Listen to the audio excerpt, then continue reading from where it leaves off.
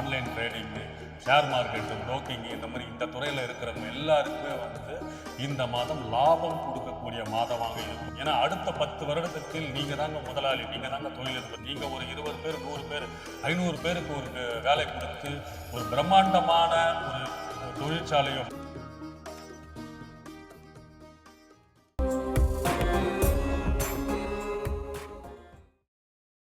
ஓம் நமச்சிவாய. அன்பு நேயர்களே அனைவருக்கும் வணக்கம். நாம் மே மாத ராசி பலன், அதாவது இந்த மாதத்தில் மே மாதத்தில் இந்த கிரக நிலைகள், ஏன்னா சனி பகவானோட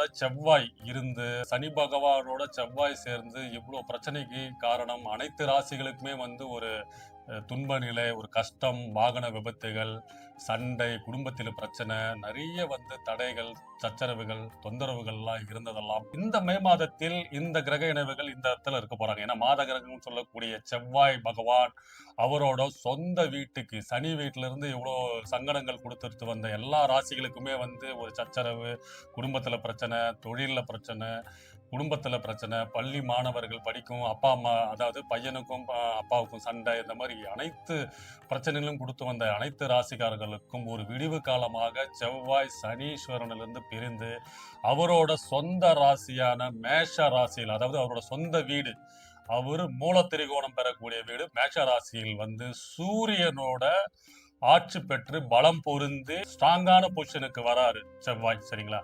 அடுத்தது பாத்தீங்கன்னா சூரியனும் 15ஆம் தேதி வரைக்கும் அங்கதான் இருக்க போறாரு. அதுக்கப்புறம் அவரு 2ஆம் வீட்டுக்கு, ரிஷப வீட்டுக்கு 15ஆம் தேதி போல மாறிடுவாரு. சுக்கிர பகவான் 3ஆம் வீட்டுக்கு, அதாவது காலபுருஷ தத்துவப்படி மிதுன வீட்டுக்கு மாறிடுவாங்க 15ஆம் தேதி.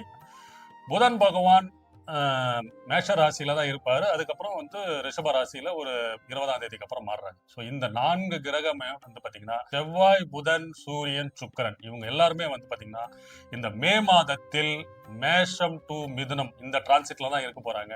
அதாவது இந்த மே மாதத்தில் அசுரகுரு எனப்படும் சுக்கிரன், தேவகுரு எனப்படும் குரு பகவான் 2 பேரும் இணைகிறார்கள்.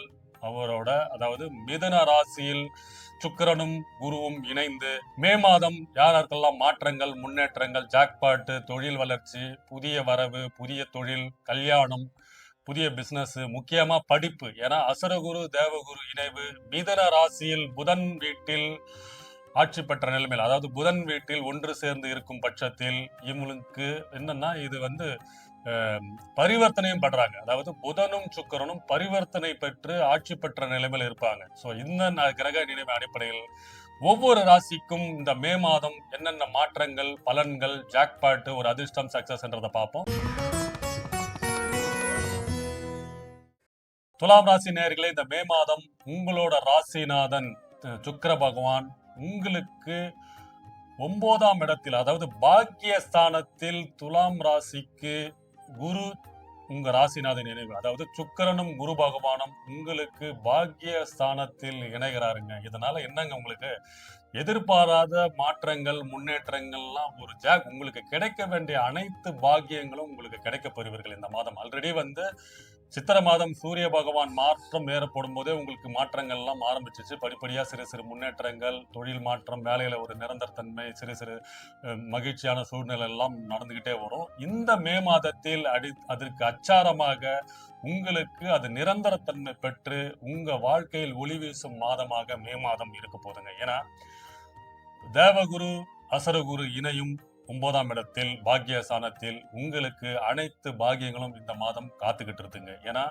உங்களுக்கு 2ஆம் இடத்த அதிபதி செவ்வாயும் இந்த மாதம் உங்களுக்கு 7ஆம் இடத்தில், அதாவது உங்களோட சமூகம், உங்களோட நட்பு, உங்களோட பார்ட்னர்ஷிப்பு, உங்களோட அதாவது உறவு நிலை, தொழில் என அனைத்து இடங்களையும் குறிக்கக்கூடிய 7ஆம் இடத்தில் வலிமை பெற்று பலம் பொறிந்து ஆட்சி பெற்று மூலத்திரிகோணம் பெற்று மிகவும் பலம் பொறிந்து செவ்வாய் 7ஆம் இடத்தில் இருக்கும் பொழுது வெற்றி பெறும், அதுவும் இல்லாம வளர்ச்சி பெறும், நிரந்தர வருமானத்தை நோக்கி செல்லுங்க. ஏன்னா இவ்வளவு நாளா வந்து நீங்க ஒரு சிறிய முதலீடு பண்ணிருப்பீங்க, ஏதாவது ஒரு பண்ணா ஒரு 2 மாசத்துல ஒரு டெவலப் ஆகும், ஏதாவது ஒரு முன்னேற்றம் காணப்படும், ஒரு 6 மாசத்துல ஒரு டேர்ன் ஓவர் கிடைக்கும், ஒரு 1 இயர்ல ஒரு டேர்ன் ஓவர் கிடைக்கும்ன்ற மாதிரிலாம் நீங்க முயற்சி பண்ணது எல்லாமே வந்து சிறு சிறு லாபங்களை கொடுத்திருந்தாலும் நீங்கள் எதிர்பார்த்த லாபம், எதிர்பார்த்த வெற்றி, எதிர்பார்த்த ஒரு ஒரு திட்டம், அதாவது இது பண்ணியிருந்தா இவ்வளவு கிடைக்கும்ன்ற ஒரு பிளான் பண்ணியிருப்பீங்க பாத்தீங்களா, அது கிடைக்காமயே வந்து அதில் ஒரு தொய்வு தன்மை, அதில் ஒரு தாமதம், அதில் ஒரு சங்கடங்கள்லாம் இருந்து